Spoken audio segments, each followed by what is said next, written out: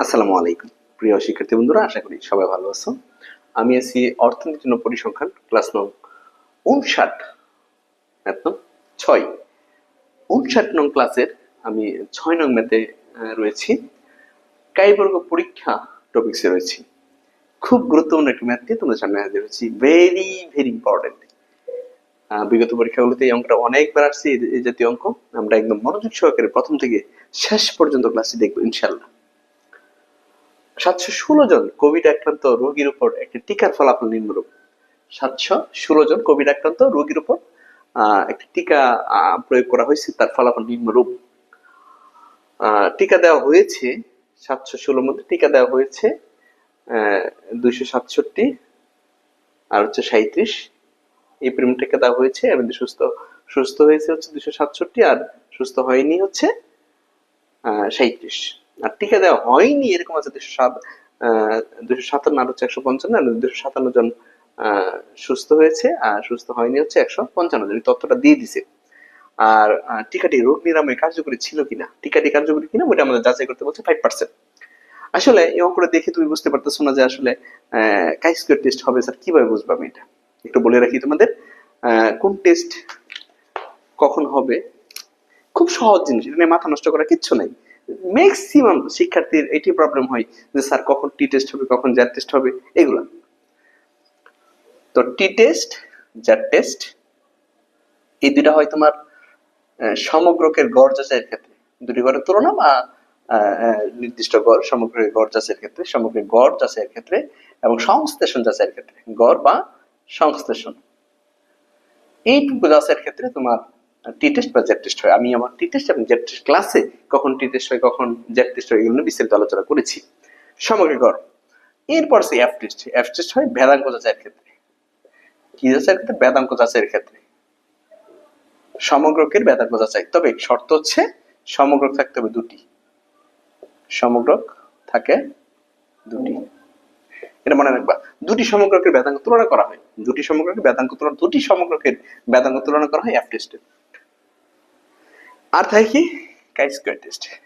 কাই square থেকে ভেদাঙ্ক যাচাই, ভেদাঙ্ক যাচাই, তবে সমগ্রক থাকে একটি, সমগ্রক একটি একটি থাকে। আর হচ্ছে অ্যাডজেক্টিভ, দোষগুণ যেটা আছে, দোষগুণ বলতে হচ্ছে নিরপেক্ষ কিনা, কার্যকরী কিনা, হ্যাঁ এইগুলো সমান কিনা, এইগুলো যাচাই করে আমি কাই স্কয়ার টেস্টের মধ্যে। এটাকে কাই বলা হয়। এস তে দুটো মাথা একটু বড় হয়ে যাবে, কাই বর্গ। এটা কাই বর্গ। আচ্ছা, আমি আবার একটু বলি, তাহলে এখানে টেনশন করার কোনো কারণ নাই। টি টেস্ট জেড টেস্ট হয় সমগ্র গড়ের ক্ষেত্রে, গড় যাচাইয়ের ক্ষেত্রে অথবা সংশ্লেষণ নির্ণয়ের ক্ষেত্রে টি টেস্ট জেড টেস্ট হয়। আর এফটা হয় ভেদাঙ্ক যাচাইয়ের ক্ষেত্রে, তবে সমগ্র থাকে দুটা। আর কাই বর্গের ক্ষেত্রে ভেদাঙ্ক যাচাই করে তবে সমগ্র থাকে একটা।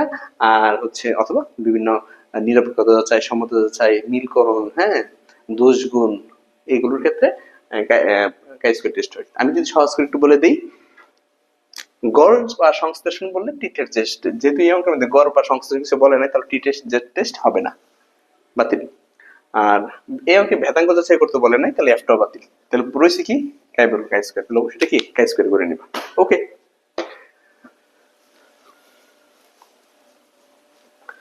আমি সমাধানে যাচ্ছি। শুরুতে সমাধান।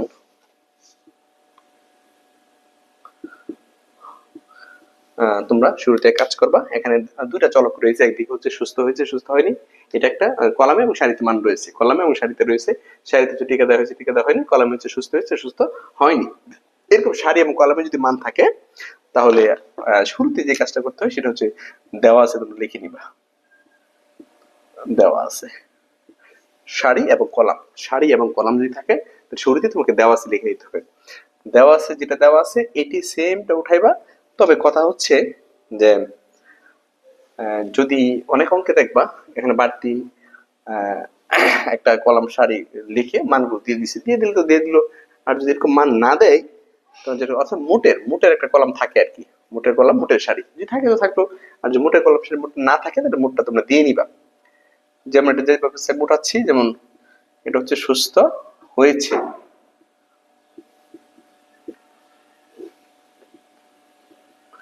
সুস্থ হয়নি। এখন কথা হচ্ছে এখানে একটা মোড থাকে, ঠিক আছে? যদি মোড দেওয়া থাকে তো থাকলো, আর মোড দেওয়া না থাকলে তোমরা একটু মোড লিখে নিবা। ঠিক একইভাবে এখানে টিকা দেওয়া হয়েছে, টিকা দেওয়া হয়েছে,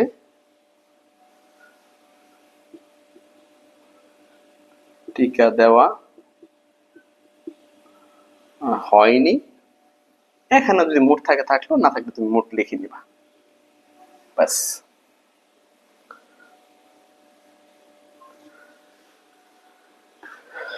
ঠিক আছে, ওকে।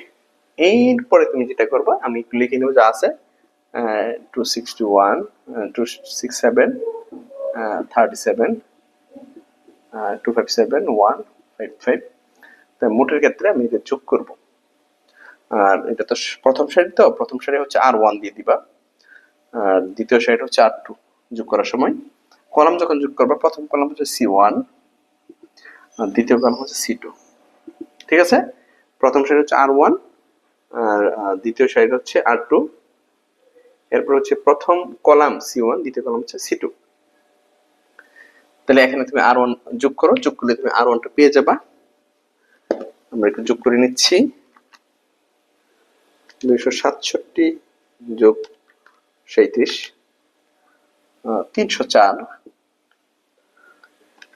257, 155, এটা হচ্ছে 412। এবার যদি তুমি কলামে এসো, 267, 257, 524, যদি দ্বিতীয় কলামে এসো 37, 192। এখন তুমি মোট যেটা টোটাল তুমি দিয়ে দিতে পারো। টোটাল এখানে কত আসে? 304 যোগ 412, 716। আর যদি এদিক থেকে করো 524, 192, এটাও 716। তারা টি পেয়ে গেছি কত? 716, ঠিক আছে? এখানে এটাকে 3 দ্বারা প্রকাশ করতে পারো, এখানে টি না দিয়ে এটা এন দ্বারা প্রকাশ করো এখানে, ঠিক আছে? ক্যাপিটাল লেটার এন দ্বারা প্রকাশ করো, বা স্মল লেটার একটা করলেই চলে, এটাকে এন দ্বারা প্রকাশ করো। অর্থাৎ এগুলো কিন্তু আলাদা আলাদা, এগুলো কিন্তু মানুষজন, হ্যাঁ, 267 জন মানুষ, 37 জন মানুষ, তাহলে এগুলো আলাদা। তাহলে টোটাল হচ্ছে 715, 716 জন। তাহলে এন হচ্ছে নাম্বার, টোটাল লোক সংখ্যা হচ্ছে 716 জনের। ওকে, আমি তোমাদের বলে নিচ্ছি, যদি মোট দেওয়া থাকে তো থাকলো, আর মোট যদি দেওয়া না থাকে তুমি একটা কলাম বাড়াবা, একটা সারি বাড়াবা, মনে থাকবে? মোট দেওয়া থাকলে তো এইভাবে আসেই। মোট দেওয়ার ক্ষেত্রে অবশ্যই প্রশ্নের মধ্যে R1, R2, N এগুলো দেওয়া থাকবে না, হ্যাঁ? তো শুধু মোট দিয়ে 304, 412 এরকম দেওয়া থাকবে। তো তুমি যখন দেওয়া আছে দিয়ে উঠাবা, তখন এক কাজ করবা, ওই এখানে R1, R2, C1, C2, N এগুলো দিয়ে নিবা। এরপরে আমরা কল্পনা ধরে নিব। কল্পনা ধরটা কি? ধরি, প্রত্যেকটা কল্পনা ধরে নিতে হয়, ধরি নাস্তি কল্পনা। নাস্তিতে আমরা সবসময় পজিটিভ কিছু ধরি, একটা পজিটিভ যেটা দেওয়া থাকে, আর পজিটিভটা বলছে টিকাটি রোগ নিরাময় কার্যকরী কিনা, তোমাকে যেটা পরীক্ষা করতে বলছে কার্যকরী কিনা, তাহলে আমরা লিখবো রোগ নিরাময় টিকাটি কার্যকর। নাস্তি কল্পনায় রোগ নিরাময়ে টিকাটি কার্যকর বা কার্যকরী, রোগ নিরাময় টিকাটি কার্যকরী। আর বিকল্পটা যাবা, বিকল্পন কল্পনা H1 দিতে পারো অথবা HA দিতে পারো, তোমাদের ইচ্ছা। আমরা নাস্তিতে যা ধরবো, বিকল্পনা তার বিপরীতটা ধরবো। রোগ নিরাময় টিকাটি কার্যকরী বলছে, তাহলে বিকল্পন হচ্ছে রোগ নিরাময় টিকাটি কার্যকরী নয়। লিখে নিতে পারি রোগ নিরাময়ে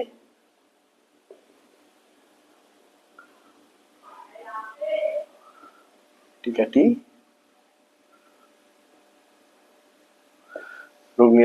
কার্যকরী নয়। নাস্তি কল্পনা কি?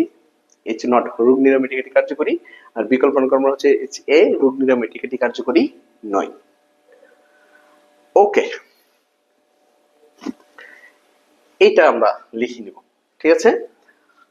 এরপরে কোন টেস্ট হবে? কাই স্কয়ার টেস্ট হবে। তোমরা বুঝলা কেন কাই স্কয়ার টেস্ট হবে? এখানে অ্যাডজেক্টিভ যে কার্যকরী কিনা, অথবা এখানে গণ নাই, ভেদাঙ্গ নাই, সেহেতু এটা হচ্ছে কাই স্কয়ার টেস্ট। তো আমরা একটু লিখে নিব যে আমরা জানি কাই বর্গ, আমরা জানি কাই বর্গ কাই স্কয়ার সমান ও ই হোল স্কয়ার বা ই কাই স্কয়ার। টোটাল তিনটা সূত্র আছে। যখন ভেদাঙ্গ যাচাই করবো তখন তথ্যের মধ্যে ভেদাঙ্গ থাকবেই, সিগমা স্কয়ার থাকবেই বা স্কয়ার থাকবেই।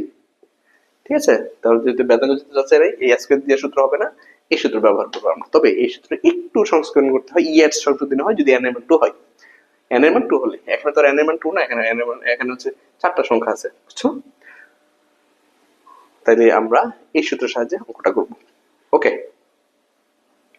লিখবো যে এখন উপযুক্ত সারণী তৈরি করি। উপযুক্ত সারণী তৈরি করি। এখন উপযুক্ত সারণী তৈরি করো।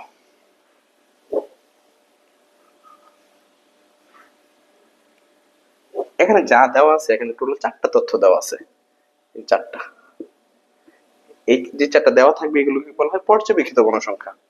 এখানে ওতে হচ্ছে অবজারভেশন, পর্যবেক্ষিত বা নিরীক্ষিত, আর ইতে হচ্ছে এক্সপেকটেশন, প্রত্যাশিত।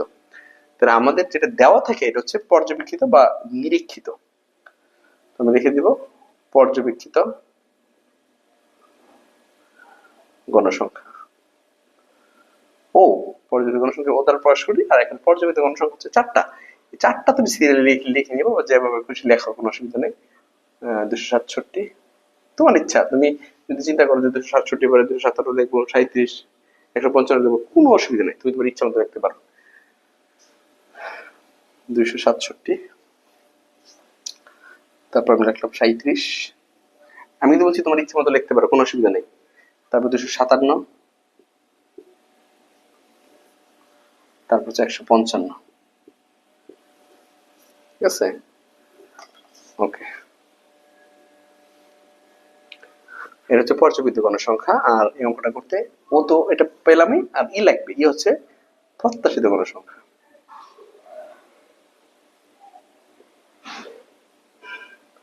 হ্যাঁ, প্রত্যাশিত গণসংখ্যাকে ই দ্বারা প্রকাশ করা হয়, এক্সপেকটেশন। আরেকটা কলাম ও মাইনাসের E whole square by E, এটা একটা করলে হয়।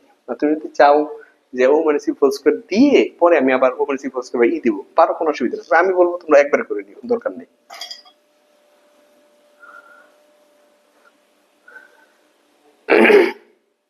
আরেকটা জিনিস এখানে লিখে নি, যে প্রত্যাশিত গণসংখ্যাটা একটা সূত্র আছে, ছোট করে লিখি। প্রত্যাশিত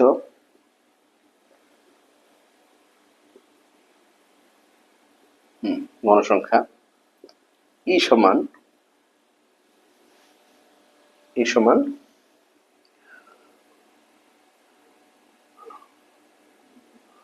RI into CI by N। RI into CI by N, খেয়াল রাখবে এটা, RI into CI by N। তুমি যদি CI টা আগে দাও কোনো অসুবিধা নেই। হ্যাঁ, RI into CI by N।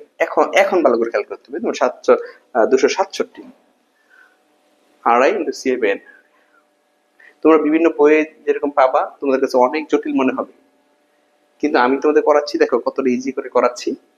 এই 267 তুমি দেখবা, 267 বিপরীতে আর কি আছে, আর এর কোন অংশটা আছে, আর আই দ্বারা আমরা ওয়ানটা বুঝি আর টুটা বুঝি, আর সিআই দ্বারা সি ওয়ানটা বুঝি, সি টু বুঝি। এখন 267 তুমি এখানে লেখছো, এর বিপরীতে দেখবে কি আছে, আর ওয়ান।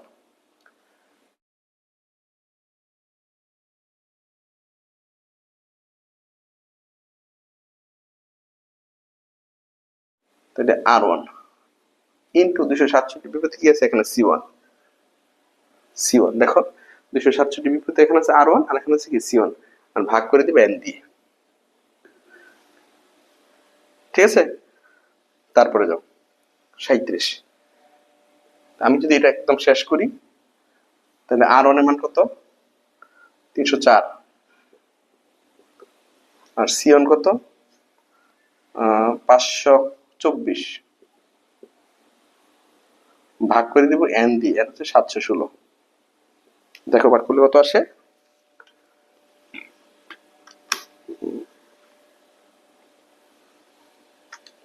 304 ইন্টু 524 ভাগ 716, 222.48, 222.48, 222.48,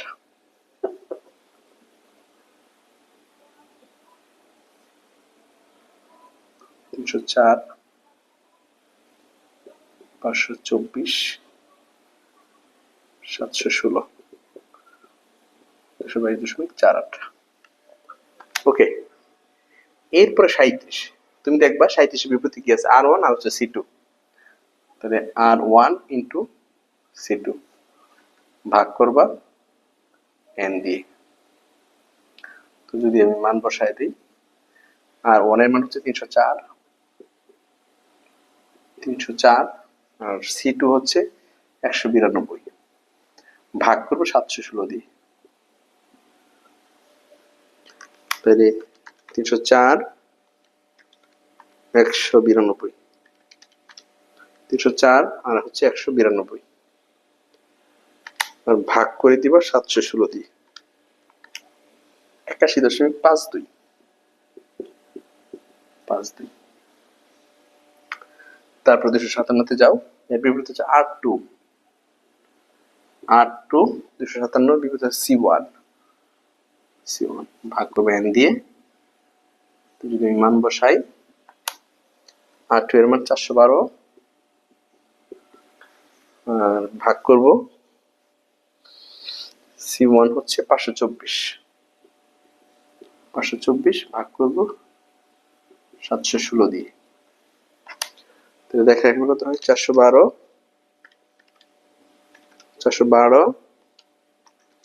524, 716,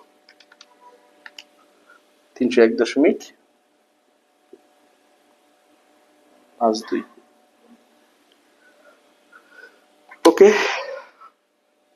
তারপরে দেখো 155 বরাবর আছে R2, এই যে 155 বরাবর কি R2 আর হচ্ছে C2, ভাগ করবে n দিয়ে। যদি মান বসাও, R2 এর মান হচ্ছে 412 ইন্টু C2 হচ্ছে 192, ভাগ করবো 716 দিয়ে। দেখো কত আসে, 412 192 716, 110.48, 110.48। ওকে, আমরা ই বের করে নিলাম। এখন সহজ, ও থেকে ই বাদ দিবা, স্কয়ার করে দিবা, ই দিয়ে ভাগ করে দিবা। তাহলে আমি যদি ও থেকে ই বাদ দেই, ও কত, 267 বিয়োগ 222.48, স্কয়ার করলাম, ইকুয়াল টু দিলাম, স্কয়ার করলাম, ভাগ করব ই দ্বারা, ই হচ্ছে 222.48, তাহলে 8.91, 8.91 আসছে। পরেরটা, ও হচ্ছে 37 মাইনাস ই হচ্ছে 81.52, স্কয়ার করলাম, ভাগ করব 81.52 দিয়ে, 24.31। তারপরে দেখো 257 বিয়োগ 301.52, স্কয়ার করব, ভাগ করব 6.57। তারপরে দেখো 155 বিয়োগ 110.48, 155 থেকে বাদ দিব 110.48, স্কয়ার করব, ভাগ করব 17.94। তাহলে আমি এখানে সামেশন ও ও মাইনাসের ই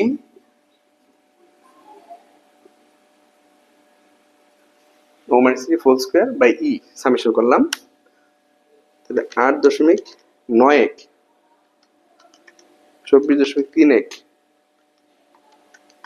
6.57, 17.94, 57.73, এটা হচ্ছে তোমার কাই স্কোয়ার মান পাইছি আমরা 57.73। ঠিক আছে, তো এইভাবে আমরা কাই স্কোয়ার মান বের করব। এটা যে কথা কাই বের কিন্তু একই কথা, আমরা এখানে লিখে নিতে পারি যে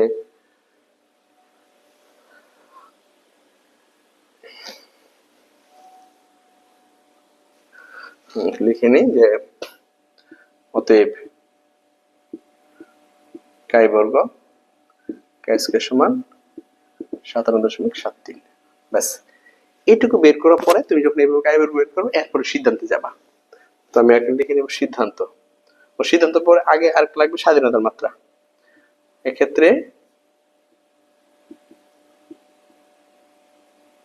স্বাধীনতার মাত্রা ডিএফ ডিগ্রি অফ ফ্রিডম। স্বাধীনতার মাত্রা যদি সারি এবং কলাম থাকে তাহলে নিয়ম হচ্ছে সারি থেকে এক বাদ দিবা, কলাম থেকে এক বাদ দিবা, গুণাকার থাকবে, সারি থেকে এক বাদ, কলাম থেকে এক বাদ। যদি কাই বর্গের ক্ষেত্রে সারিও থাকে আবার কলামও থাকে, তার নিয়ম হচ্ছে সারি থেকে এক বাদ দিবা, কলাম থেকে এক বাদ দিবা। তো আমি যে সারি থেকে এক বাদ দিয়ে, সারি কয়টা ছিল? দুইটা, আরো না আটটা ছিল, দুইটা সারি ছিল, 2 থেকে এক বাদ দিবা। আর সিধা হচ্ছে কলাম, কয়টা কলাম ছিল? দুইটা কলাম ছিল, 2 থেকে এক বাদ দিবা। সারি কিন্তু দুইটা ছিল, আরো না আটটু, কয়টা সারি ছিল? দুইটা, তো 2 থেকে 1 বাদ। কলামও ছিল দুইটা, সি ও সি টু, 2 থেকে 1 বাদ। তিনটা থাকতে তিনটা থেকে এক বাদ দিতাম, যেমন আর 3 যদি থাকতো 3 মাইনাস 1 দিতাম। ওকে, তাহলে এখন কি দাঁড়াচ্ছে? 1 ইন্টু 1, তাহলে শুধু 1। তাহলে স্বাধীনতার মাত্রা কত পাইছি আমরা? 1 পাইছি, স্বাধীনতার মাত্রা 1 পাইছি। এবার সিদ্ধান্তে যাবা, আমরা লিখে নিব সিদ্ধান্ত। হ্যাঁ, কত পার্সেন্ট? আমি বলছি 5%। তো আমরা লিখে নিবে যে 5% বা 0.05, এক কথা কিন্তু, হ্যাঁ, সংশয় মাত্রায় কাই স্কয়ার এর টেবিল মান বা তাত্ত্বিক মান, যেটা লেখা কোনো অসুবিধা নেই, টেবিল মান বা লিখতে পারো তাত্ত্বিক মান। তাত্ত্বিক মান ও স্বাধীন মাত্রা লিখে নেই, সরি, 5% সঞ্চয় মাত্রায় এবং স্বাধীনতা মাত্রা কত আছে? 1, এবং 1 স্বাধীনতা মাত্রায়, 1 স্বাধীনতার মাত্রায় কাই স্কয়ার এর টেবিল মান বা লিখতে পারো তাত্ত্বিক মান, একই কথা। হ্যাঁ, টেবিল মান বা তাত্ত্বিক মান এটা আমরা খুঁজে বের করবো, টেবিল মান তাত্ত্বিক মান। তোমরা এখানে একটু তাকাও, 5% সঞ্চয় মাত্রা এবং 1 স্বাধীনতা মাত্রা কাই স্কয়ার এর, এখানে এক পাশে না দুই পাশে ওটা লিখতে হবে। দেখো এখানে হচ্ছে জন্ডিস নির্ভর এটি কার্যকরী, একদিকে কার্যকরী আর একদিকে কার্যকরী নয়, এখানে শুধু একটার বিপরীত, এটার বিপরীত বুঝাইছে, তাহলে একপার্শ্বিক। এখানে যদি একাধিক অপশন থাকতো যে কার্যকরী, শুধুমাত্র কার্যকরী নয় বোঝাচ্ছে, ওইটা কার্যকরী, এটা কার্যকরী নয়, ওইটার বিপরীতে শুধু কয়টা পেতেছো? একটা। কার্যকরী বিপরীতে তুমি শুধু একটা পেতেছো, কার্যকরী নয়। যদি এই কার্যকরী বিপরীতে একাধিক পাইতা তাহলে দ্বিপার্শ্বিক হতো, কিন্তু কার্যকরী বিপরীতে শুধু একটা পেতেছো, কার্যকরী নয়, এটা কার্যকরী পরে কি কার্যকরী নয়। তাহলে এই একটা পাওয়ার কারণে একপার্শ্বিক হবে, তার মানে লিখবো কাই স্কয়ার। আর এই ধরনের অ্যাডজেক্টিভ যেগুলো আছে, নিরপেক্ষ কিনা, কার্যকরী কিনা, এগুলো সবই একপার্শ্বিক হয়। সঞ্চয় মাত্রা এবং অনস্বাধীনতা মাত্রা কাই স্কয়ারের একপার্শ্বিক টেবিল মান বা তাত্ত্বিক মান। হ্যাঁ, তাত্ত্বিক মান দেখবো আমরা, এই যেটা দেখো কাই বর্গের তাত্ত্বিক মান। তোমরা এই শীটটা যদি কারো লাগে আমার কাছে চাইও, হোয়াটসঅ্যাপে চাইও, আমি পিডিএফ দিয়ে দিব। এই যে হোয়াটসঅ্যাপ নাম্বার তো এখানে দেওয়াই আছে, হোয়াটসঅ্যাপ নাম্বার চাইও আমি দিয়ে দিই, মানে পিডিএফ, আর অথবা তোমাদের নিজেদের বই থেকে ফটোকপি করে ডিপার্টমেন্ট স্যার থেকে স্বাক্ষর করে নিয়ে যেতে পারো। এই কাই স্কোয়ার টেস্টে তোমাকে বলছে 5% এবং হচ্ছে 1 পার্শ্বিক। এখানে দেখো যে লাল কালিতে আমি 1 পার্শ্বিক, এই যে 1 টেল টেস্ট, এটা হচ্ছে 1 পার্শ্বিক, এই পার্টটা হচ্ছে 1 পার্শ্বিক, এটা হচ্ছে দ্বিপার্শ্বিক। লাল কম দিয়ে দেখো 2 পার্শ্বিক লেখা, 2 টেল টেস্ট, 1 টেল টেস্ট, 2 টেল টেস্ট, এটা হচ্ছে 1 পার্শ্বিক, এটা হচ্ছে দ্বিপার্শ্বিক। তাহলে আমাদের অঙ্কটা হচ্ছে 1 পার্শ্বিক, তাহলে 1 পার্শ্বিকে 5% বলছে। 5% হচ্ছে 0.05, আমরা জানি 5% যে কথা 0.05 একই কথা, তো 5% সাধারণত মাত্র হচ্ছে 1। তাহলে এখানে 5%-এ যাও, হ্যাঁ, এই যে 0.01 হচ্ছে 1%, 0.01 হচ্ছে 1%, এর পরটা হচ্ছে 0.05 হচ্ছে 5%। তাহলে যে 0.05 5% আর সাধারণত মাত্রা হচ্ছে 1, এই যে 1 প্রথমটাই 5%, 0.05, 0.05 আর সাধারণত মাত্রা হচ্ছে 1, এই যে সাধারণত মাত্রা 1 বার যাও, দেখো 3.841 মনে হয় নাকি, 3.841, হ্যাঁ 3.841। কি করলাম, স্বাধীনতা 5% বলতে যে 5%, 0.05 আর এই দিক থেকে স্বাধীনতা হচ্ছে 1, 1 বরাবর, এখন 5%, 1 বরাবর 5%, 3.841, 841। এক্ষেত্রে কাই স্কোয়ার এর নির্ণীত মান আমরা যেটা নির্ণয় করছি 57.73, যা তাত্ত্বিক মান হতে বড়, তাত্ত্বিক মান হতে বড়। সুতরাং নাস্তিক কল্পনা গ্রহণযোগ্য নয়। অর্থাৎ নাস্তিক কল্পনা গ্রহণযোগ্য নয় মানে বিকল্পনা গ্রহণযোগ্য, নাস্তিক গ্রহণযোগ্য নয় মানে হচ্ছে বিকল্পনা গ্রহণযোগ্য। তাহলে আমরা লিখবো যে অর্থাৎ রোগ নিরাময় টিকাটি কার্যকরী নয়, অর্থাৎ রোগ নিরাময়ে টিকাটি কার্যকরী নয়, রোগ নিরাময় টিকাটি কার্যকরী নয়। এখানে একটা বিষয় খেয়াল করতে হবে তোমাদের, সেটা হচ্ছে তাত্ত্বিক মান করছি, আর তুমি তুলনা করবো কার সাথে, ওই টেবিল মানের সাথে। টেবিল মান যেটা দেওয়া আছে বা তাত্ত্বিক মান যেটা দেওয়া আছে, এই মানটা হচ্ছে 3.841।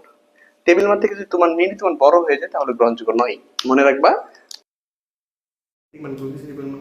ওই মান থেকে তোমার মান যদি বড় হয়ে যায় তাহলে তাদেরকে অবজ্ঞা করা হয়েছে। তোমার মানটা মনে রাখার জন্য আমি এইভাবে শুধু বলতেছি যে তাদের থেকে তুমি বড় হয়ে গেছো এরকমটা বোঝাচ্ছে। আমরা বড়, তারা উচ্চমানের মানুষ, পরিসংখ্যানবিদ, তাদের চেয়ে আমরা ছাত্র, হ্যাঁ আমাদের মানটা যদি বড় হয়ে যায় তাহলে আমাদের গ্রহণযোগ্য হবে না, তাদের গ্রহণযোগ্য।